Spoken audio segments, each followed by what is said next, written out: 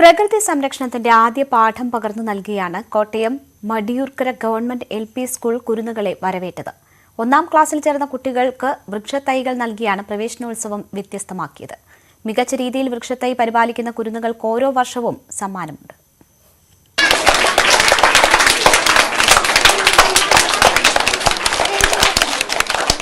ഒന്നാം ക്ലാസ്സിലെത്തിയ കുട്ടികളുടെ പേരിന് സമാനമായ ആദ്യാക്ഷരമുള്ള വൃക്ഷത്തൈകളാണ് വിതരണം ചെയ്തത്.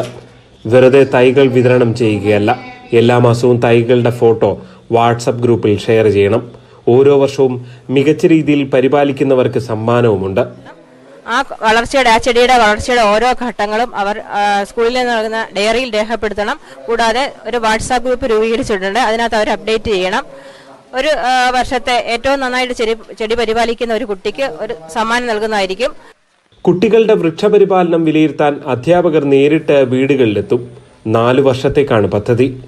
ഇവിടുന്ന് സ്കൂളിൽ നിന്ന് ടീം പോയി നോക്കും, അവർക്ക് ആവശ്യമുള്ള സാധനങ്ങൾ കൊടുക്കും. 4 വർഷം കഴിയുമ്പോൾ ആ വീടും ആ കുടുംബവും ആ കുട്ടികളും അവിടെ സമൂഹത്തിലുള്ളവരെല്ലാവരും തന്നെ ആ ചെടിയുമായി അറ്റാച്ച്, ആ ചെടിക്ക് ഒരു പേരിട്ട് വളർത്തണം. ഇപ്പോൾ ഒരു കുട്ടി ഇട്ടിരിക്കുന്ന പേര് ബിബിൻ എന്നാണ് കൊച്ചിൻ്റെ ചെടിക്ക് പേരിട്ടിരിക്കുന്നത്.